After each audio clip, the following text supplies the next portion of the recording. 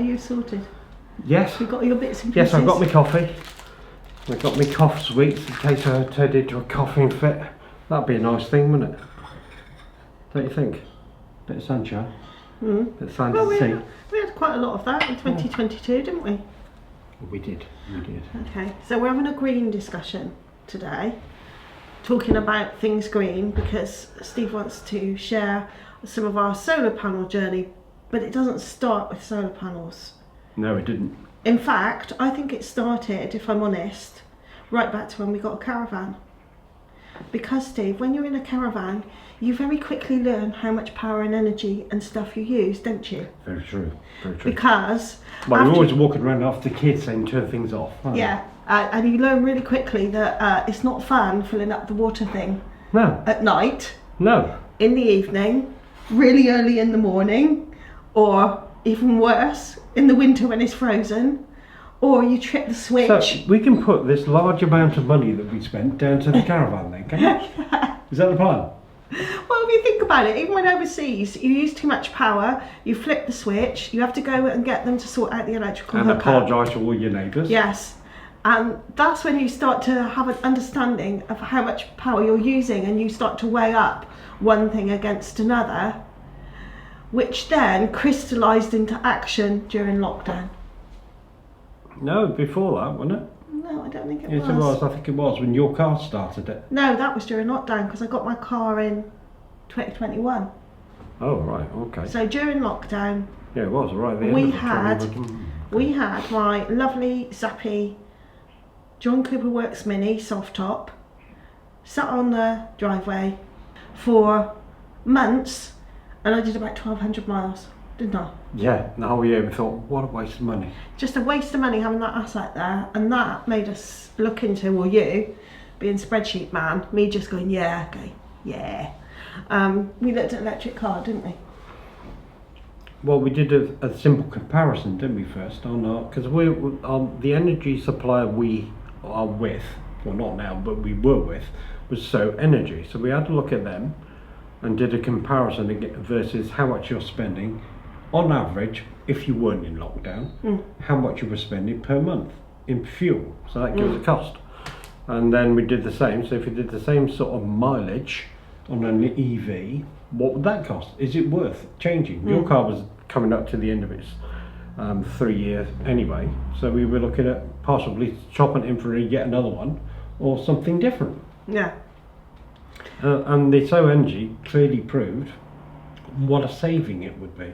Now, on that note, let's have a look how we did it. Now, ignore the bit on the right because that's gas. All we're looking at is the two numbers where that blue arrow is pointing. So the unit rate is 16.8 pence per kilowatt hour. So I just rounded it up, 17 pence per kilowatt hour. And then you have a standing charge, which goes all day. And the company I was with, So Energy, provide one rate 24/7. Now on this slide, I'm going to deal with the two blue arrows first. The one top left hand side is the battery capacity of the new electric car. I'm going to round that up. 40 kilowatts is what it will take to fill it up.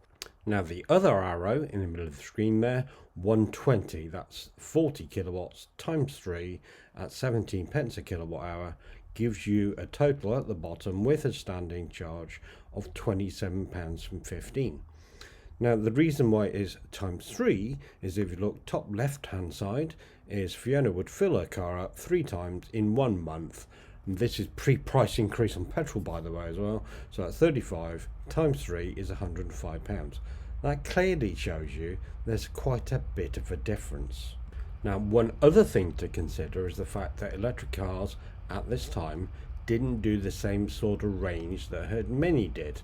So I would say that is roughly about a third difference in favour of the petrol car. However, even if I doubled the electric charging that her car wanted, that's still a massive saving. Now at the time, and it's still the case now, the energy company Octopus did a cheap tariff called Octopus Go, and they give you not only a cheaper standing charge but also a cheaper kilowatt hour rate. So if you look at the arrow, instead of being 17 pence, it goes down to 5 pence, but only for 4 hours. There is a better one even now called Octopus, Intelligent Octopus, but more on that later. But even on this screen, look at that, it's beyond half the price. I found in my case, over 90% of my mileage is just really blipping around Swindon to and from my little office, with the occasional longer journey in the car, because most of my longer journeys are by train anyway. So that made an electric car more sensible. So after proving it was cheaper, we then took the plunge and went, right, EV's the way we're going to go. Mm-hmm. Right? But that gives you a problem, doesn't it? Because you need to plug it in to charge it up. Yeah, because then, and a large extent now, but even worse then, where do you find chargers? Where are they? Which ones can you use? You know, how do you pay for them? All these questions crowd in. And they're not generally at petrol stations. You don't have electric charging stations. I just find that a bit weird. They're not at petrol stations. Seem to be getting there now. Slowly, really slowly. But anyway, that took us down the road of, well, we can't be relying on just external stuff. We have to think about can we charge here? We have a drive, why not use it? So we took them up on their offer to say, right, you're going to get some money off with the charger. So we did. Then that caused another problem as well, didn't it? Because our meter on this house was an old one. Yeah. So we had to upgrade that first to one of these smart meters, the number 2 version, before we could order a charger. Yeah. And that's the thing with this, because largely we're at the forefront of a number of people. I mean, loads of people bought electric vehicles in the last year, but before that, it's hard to know what the right thing to buy is, and what is universal, and what's going to last you years, and what is very quickly going to become old tech. Yes. So that took me down the road of looking at chargers, and there was loads of them. So we ended up plumping for the Myenergi Zappi product, because that seemed to be one of the better ones, as in a super smart charger. You can look at our previous videos on those. And whilst searching on the Myenergi for the Zappi side of things, up comes Harvi, up comes Hub, up comes Eddi, up comes Batteries, and I thought, hang on a minute, this is all going down the solar road. Yeah, it just meant that tech can be linked to other things which are green in your house. Yeah, but that also told me we were now looking at something, as you'd alluded to earlier, by buying tech that can be used for other things. Yeah. And won't be redundant. Yeah, or isn't just for charging your car. And the thing about the car charger is, I just think even now it's vital that you've got to have one at home. And I've discovered now that actually not everyone can have one. If everybody in our estate wanted a car charger, they could be told no, because we haven't got the capacity for it in the actual infrastructure. And I know that there are some housing estates, because I've got a friend who's got one at Fairford, where people just assume they'll be able to have a car charger at home. They go to order one and then find that they can't have one because the infrastructure in their community does not support more. So it's a bigger issue than just you and what you do in your house. We were lucky. We think there's only probably 4 or 5 chargers on our estate, including us. So far. Yeah. But other people down the line might not be able to get one. Because the infrastructure is running, the bigger infrastructure is just running to catch up. Anyway, so that said, we got our meters changed. Yep. And we got a Zappi car charger, and then your car turned up as well, so we ended up with all of them working. Yep. Then my brain went, hang on a second then, so we'd carry on this. No, I thought something else though. One little tip: when you buy an electric car, you do research and you get into the habit of downloading apps for this, that and the other. Oh God, yes. And you've got to be really careful about that. We had one that was called 2 apps. Mine's a BMW, 2 apps. My BMW, which is linked to my car, allows me to turn it on remotely, gives me alerts when it's charging, so it's an operational type app, which is fine. Then there was another one they advised us to have called BMW Charging. and we got that, and basically that's a BMW map of chargers. Oh yes. Okay, it's a BMW, but what they didn't say, or you had to sign up for it and enter loads of details. What they did not say clearly, and which I did not appreciate, was that part of the app always remained free. However, there was another part of that app run by BP Pulse, That charge you after the first year. After the first year, they charge you a monthly fee of £7.95 or something, every single month, which enables you to have a cheaper charge if you charge up at a BP Pulse charging station. However, I can tell you, in the year that we've had the car, I have not once charged up at a BP Pulse charging station. Why? Because most of my long journeys are on motorways, the most direct routes, and I will tend to go to the easiest one, which now at the moment is GridServe, where you literally plug your car in, swipe your debit card or credit card, and it goes off and does it. So you opt for convenience over cost. Correct, yeah, and you'll find that those are mostly in service stations. Yes. Yeah? So they don't warn you that, oh, by the way, next month you're going to have to pay for this part of the app. So you suddenly get a thing that says, we have charged you £7.95. And when I challenged this, they basically went, didn't they? Yeah. They went, yeah. And all of their terms and conditions says they're actually based in Germany, and they don't have to comply to such and such laws. So basically I cancelled the whole thing because I never used it anyway. Yeah, that's a be careful So job. you have to be really careful what you sign up for. Yeah.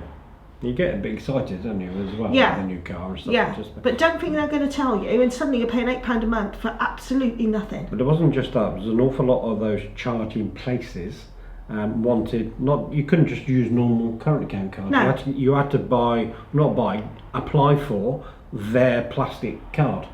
And that got posted to you. Then you could use that in order. And what a waste of time. I think that's, but also there have been others where you have to open an account, put credit into account in order to use their charger. They've got to make that easier. GridServe is fantastic on the motorways, and I think that model will work. People want to be able to plug their car in, swipe their card. Most of them won't even look at what the kilowatt cost of that is. Yeah. Some will, if you're a really detailed person, but frankly, if I'm on an occasional long journey and I need to charge up to get where I'm going, I'm going to worry about the cost when I get home. Yes. Anyway. Yeah. So we bought the car. We had the Zappi car charger after we had the meters done, and that then took me onto the Myenergi website because of the Zappi. Right. So when we got the Zappi, it wants to obviously talk to the internet as well because it's smart to tell them what's going on. So that's where the Myenergi hub came in. Now, this took me down the Myenergi road about looking at solar and stuff like that. Now, after getting several quotes, I'm beginning to learn that solar is not just Myenergi. They may not well be the best, and also they don't do solar panels anyway, right? So that led me on to the solar package, which included batteries with it, right? Mm. So I'm thinking now then, well, actually, if I get solar, charge batteries, you can drive around for free. Just plug it in, away you go. The charge is coming from the batteries. The sun's free. All I've got to do is buy the solar panels. Now, when I first did this, the ROI, return on investment, because it's going to cost me an amount of money, right, to be able to put the solar panels and batteries on and all the stuff that needs to go with it. So it did, and that worked out about 9.5 years. Now, this was before all the prices went up. Yeah, right? The energy prices went bonkers, yeah. And now I reckon now that we've got there, I reckon the ROI is more like 2.5, 3 years because of the way things have happened. And more on that later, I'll talk to you about the stats. But yes, so we've gone from car all the way through to that, and we were ready for the next stage. Yeah. Now, the whole solar journey took nearly a year. Oh yeah, over a year. But also you have to remember that, a load of people wouldn't be able to afford to have, we got 21 solar panels, loads of people wouldn't be able to afford that. It's expensive to go green because you've got to invest up front in order to get the cash flow benefit down the line, and we're very early on in that journey to work out what the cash flow saving is. Now, apart from the solar stuff about going green, there's also going green that we did for other things as well, as along the road whilst waiting, for example. Yeah, because we waited ages for our solar, but yeah, these are more smaller things that came up, though they still cost us dough, didn't they? They did, yes. Well, the first one is the fridge, because, would you believe, our fridge is 10 years old. It's more than 10 years old. Was it? Anyway, it is no more. Yeah. So we've gone from what was a power rating of F, which is not very clever, to a new one that we just purchased, which is a grade C fridge. So in terms of energy, that should help us out. What we also did was do all the radiators in the house, because they were really old as well. And we put Tapos, we invested in Tapo. They got smart radiator valves. Look at our videos for those as well, which we could set individually, set the temperature on them, and do it all remotely via an app. And they do make a noise, those valves, because in the evening I sit there often and think, what the hell is that? It's like a sort of like a techie noise, tick, tick, tick, tick, and then I realise it's the valve. You know, they've got batteries in it, so they just go up and down, turn the heating up and down. You just get used to it. It's just like a clock ticking, you get used to it. Now, you can also see the solar route is, do you know one of these jobs where you start something and you end up doing 20 other jobs before you can... Well, we're just describing that, Steve. Right, exactly. Yeah. So that thing behind us, which you can see in the background, is our shed. Well, it's my office now, or log cabin. Yeah, so, not in the winter though. Yeah, I know, because the guy came around to do the solar. He said, where are you going to put all the kit? And I went, well, no. So garage wall, once he had them all moved. So we had to do that job first. And there's a video on doing that and what we had to do in order to create the space in order to put the solar. Well, I think people watching this, haven't seen the previous films, will think, well, why didn't you just put it in your shed? Our garden shed, which Steve built years ago, was falling down. It was rubbish. It needed replacing. So we've gone for one that doubles up as a little bit of an office and a storage space, haven't we? Yes, indeed. Anyway, so that's that done. So solar. So what I did was, first of all, I looked at, let's have a look at doing quotes. Let's get 3 quotes in, see what rough order of magnitude in terms of money we're talking about here. And they were all coming in, and then I ended up beginning to learn far too much about solar than I ever wanted to, because they don't tell you stuff. No. Some quotes were coming in half the price of other ones, and I go, why is that? Because they were using cheaper panels, for example. So we'll start with the roof. So yes, we got 21 panels, because the ones you do online and you say, yeah, I'll have some of that, they do an average. The average is 6 panels, right? Not 21, right? So that's one of the big costs first off. And then there was another bit saying, well, what type of panel did you want? Do you want a great big silver one? Didn't really, because we want a black roof. Right, but we'll do a cheap one, like the one that's on the top of the shed. So they got 250 watts, and so I begin to look at those. And you can buy panels which can do 450 watts, which means it's delivering twice as much, more or less, of what you're going to get as some usable power. And I go, well, why don't you just give me the best you can get? That's what I want. So I had to then start saying, no, I want 400 watt panels on my roof. And they're going, well, how many panels do you want? And I'm going, just plaster it, just cover the roof, right? And the orientation does make a difference as well, so we had to look at that too. But I've got I'll show you the 21 panels, and there's a little compass on it. If it's north on your roof, they don't put any panels on it. Any other roofs, angle, orientation, they can do. So we've got 21 panels in a follow the sun, because the sun comes up over there and goes round over there. So the biggest is on the back of the house, which is not powered yet, right? It's not powered up yet because it's not summer. And then you go from there and you come down to the batteries. Fucking loads of batteries.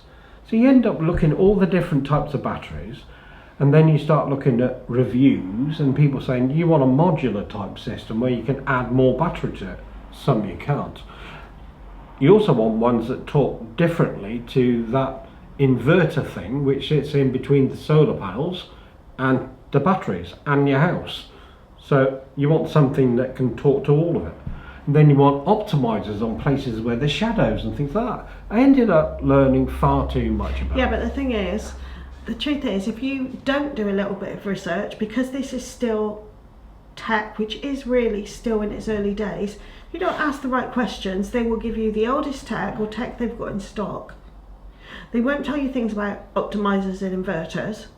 Yep. And therefore, when your system is up and running, it may not work efficiently. You might not even know about batteries and what they do. Which is why I got involved with a company called Make My House Green, because they actually took a lot of that hardship away. However, they did offer lots of variations and told you all about these panels. And you could say, well, I found out that 400 watts or closer to that is the right type of size for a panel, so I can get 21 of them on the roof, basically fill it up with space. And then he's looking at the batteries. Now they have the inside knowledge about all those types of batteries that can charge properly and stuff. And I go, no, okay, it's cool. And then you start learning about other things, like scaffolding needs to be erected, way leaves, because we're on a main road, so we're on a corner house. So we needed to have scaffolding, but it had to be approved by the council and stuff. They did all that. I went, They organised an electrician. They talked to your electricity supplier to find out if you want 21 panels, can you have 21 panels? You already alluded to the fact that you've got some estates where people can't even have power. Yeah, we had to get permission. But we had to get permission. That took ages. Now then, when I was doing some research on the Myenergi products, remember them? They had another product called an Eddi. Now I don't know why they have all these weird names like Harvi, and there's another one, Harvi, and anyway. So Eddi was one, and I found out what that thing is. So if you've got solar panels on the roof, it clocks that and heats your water up until you tell it not to do it anymore, either via sensors or a timer, and then when it turns off, it then carries on down to the batteries. And I thought, well, that's brilliant. So that would save me using gas, wouldn't it? So the old object is trying to get rid of gas totally, and electricity, reduce that down to bugger all. So yeah, so we've got an Eddi added to our installation, and the guy, or is the electrician that he got, knew how to do that too. So, but you have to be careful. By the time you get all of this work done and you finally get your solar panels up there, you do need to know about warranties and things, don't you? Yes. Now, obviously, when we got the panels done, they are warranted for 25 years. That particular model, so you have to be careful on that front too. The inverter, the thing that goes in the garage, 10 years. So that's what the house wants. We're taking nothing from the grid at all, right? We're taking 1 kilowatt off the solar panels, and the rest is coming from the batteries. So as they come in and charge the batteries up, now it's going the other way. The reason why it's doing that is I've got my car plugged in, so I've got my car plugged in and it's charging. So taking top left, that's from the solar panels, and it also doesn't see the battery, so it thinks they're both as one, which is fair enough, and I'm not worried about that. But charging the car, taking nothing from the grid, which is top right, look, 0. We like that. So we had that. The batteries, 10 years. So we had that too. And then the Zappi and Eddi and all that increased the warranties on those to be 10 years. So we don't have to worry about any of this stuff. So I'm just waiting for all that documentation to come through. Yeah, it means if anything did go majorly wrong, we can replace it at no charge. But also, if we were to move house or something, we can pass that paperwork on to a new owner. Absolutely, yeah. Yeah. Or de-install it and take all the... No, we won't. No, not a chance. No. Now, also, the last part of this equation was our energy company. We were with Myenergi, and we went to them because it was simple over all these years that have gone past, just having one tariff. But in this age, things going back to being more complex, but it's an app. And so Octopus Energy is the kitty to use for that. And because we have solar and batteries and an EV, we can apply for the intelligent octopus tariff. So what they do is they give you 6 hours of cheap charging. So between the hours of 11:30 at night to 5:30 in the morning, you can charge at 10 pence, and that's all you're going to see. So I've told per kilowatt hour. Per kilowatt hour, yeah. So I've said to my inverter, actually, not the batteries, the inverter, saying go and charge the batteries up because we're in the middle of winter. 2, fill them all up 100% at 10 pence between them hours. You can plug your car in after 5 p.m. because it doesn't matter when you do it, actually, but your car will be charged at 10 pence. My car, which is a hybrid one, I can plug that in and it would just normal rate because it's not, because you can only apply one EV to this tariff. Yeah. But the other one, well, I can plug that in, but I've got batteries, so it's charging it from the batteries, right? So at the minute, it's looking like we had this kind of mid-December. December the 8th is when we went actually live with the panels and the batteries, and we managed to get around about 13% of our bill is powered by us, right? Which is okay in winter. It's winter, isn't it? Yeah. And then in January the weather's been slightly better. It's not even sunny today, and we're getting 46%. That's staggering. Well, so I'm now thinking we haven't got enough batteries. Yeah, well, we're worried about spending money on batteries later. We've got to see how it goes because it's about the monthly cost, isn't it? It is. And we haven't had an actual bill yet from Octopus because we're not there yet. They've only just switched over. Yeah. So we can have this intelligent Octopus stuff. And just before we switched this all on, our normal energy bill had gone up from £200 to £300 a month, and just before, the one before we switched the energy on, our bill was like £550 a month. 500, yeah. Hey, and here we go, look, 10th of December, this is only for 1 month. This is So Energy, that's our electricity at 322 quid. And then we have a look at the gas, which we didn't do much with, but a grand total of £523. And they're on about another price hike in April. Wow.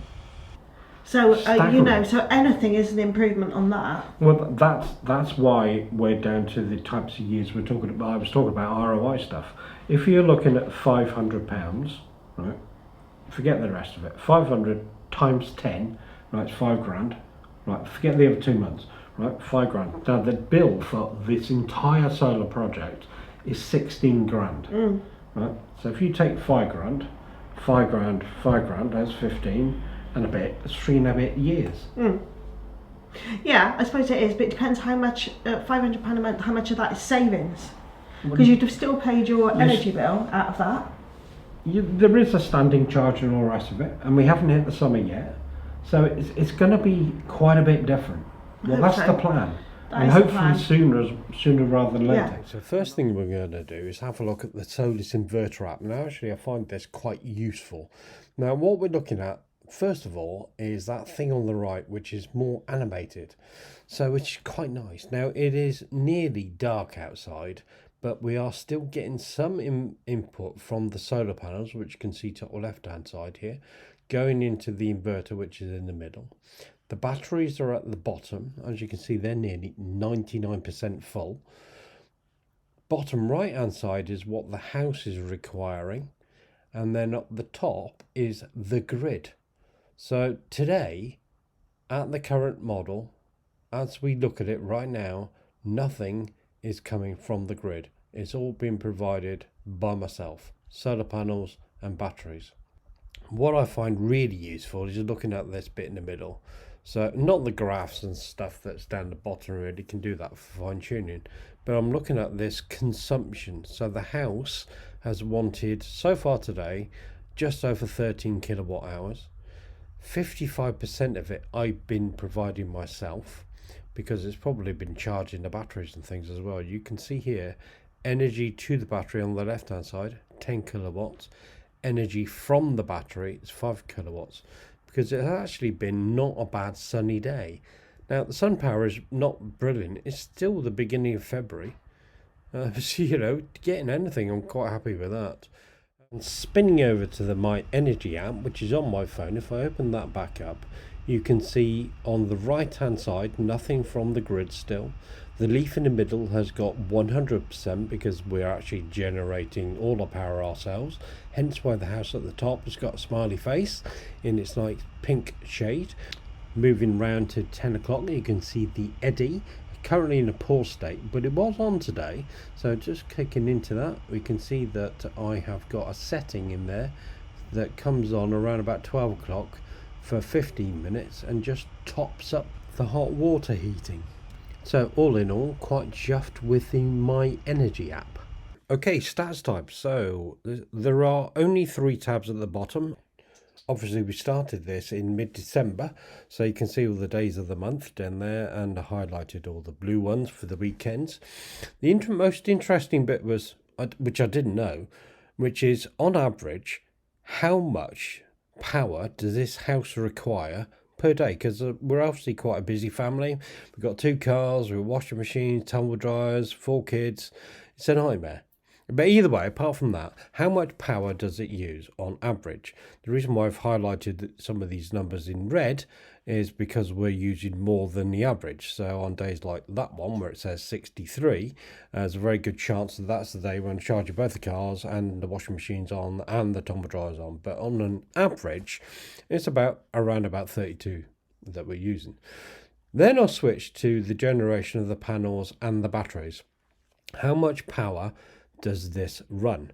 So on average we're getting 3.73, but this is in December, so bear in mind that as well, because it's quite cold out there and the sun's not really that powerful. And as you can see by all the orange that's on here, they are bad weather days, so you might not even see any sun whatsoever. Cloudy all day, foggy all day, raining all day, who knows, whatever it happens to be. But 3.73 is what we're getting from the solar. When the batteries are on, by the way, in the summer, that'll be generating its own power via the solar panels going to the batteries. So obviously you can see an increase. But I was just testing on the inverter that, if I put it on for 4 hours, what actually does happen. And then turned it off again because I'm paying the bill, obviously, at this stage. So the next one is the self-use. So things I'm using myself to power the house. So that would be from the panels or from the batteries. So at this stage, that was only showing 13% anyway that I was using myself, which I don't know. But in December, I was quite gobsmacked that it was actually that high. So we're actually generating power from the panels, even though there wasn't a really strong sun those days. But that was quite good.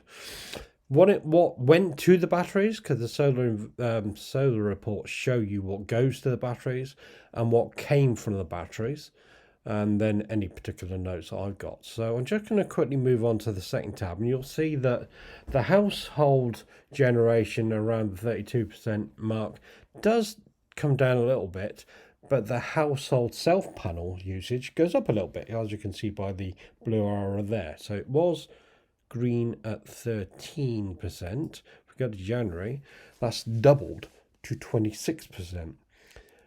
We have come down a little bit in terms of the household use. This is for the whole month, which is good. It's got the same information that's on there. I did notice that when you do put the batteries on, it does add them to the self-generation bit, because probably quite likely it wouldn't know where the power from the batteries came from, whether that's in this case from Octopus, which is when I turned them on, because that was the back end of January, so that's only a few weeks ago. But that figure's added to the batteries. But in the summer, obviously, that'll be coming straight from the solar, so it won't be coming from the batteries. So it's a bit of a to and fro there. Apart from that, the rest of the information is the same, and then I'll bring you up to date, because we'll see quite a marked difference again. It seems to be still hovering around the 30% mark, 30 kilowatt hours, sorry, for the house in terms of its use. But the actual solar has gone up, because there's only been one bad day. The rest have been quite nice. Still not strong sun, but 40% of the power that I'm using is self-generated.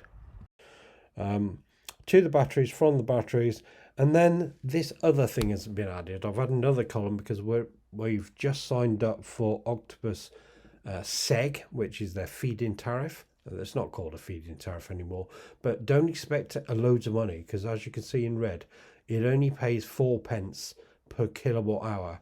So I've sent them 5.9 so far, so that's only worth 20p. So I'm not expecting to shed loads of money off of that. Maybe I don't even need to buy additional batteries, but you never know. This only happens, the exporting bit, when all my batteries are at 100%. So I'm just going to have a look online, and we'll have a look and see what this is real time today. So I'll just bring this over so you can see what that is, and just make it full screen. So this is right now. So the house wants that because next to me I have an electric oil-filled radiator that's on 2.5 kilowatts. So that, hence why that. I'm getting most of that from the solar and getting some of it from the batteries, but they're at 100%. But I'm taking nothing from the grid. So all in all, still happy bunny. And you know how it is, folks. If you've watched the channel for a while, you'll know. Steve will say to me soon, "That's it. That's all the green stuff I need." That's what I'll say. And then, of course, something else You're not green then? will come on the horizon. You're not green? There'll be something else, gadgety, that he wants. Yes, yes. So Steve has a habit of saying that, yeah, we've got it now, we're done, until the next week. No, the only thing I'm thinking of so far from what I've seen is I haven't got enough batteries, and I've got 4. Yeah, not yet.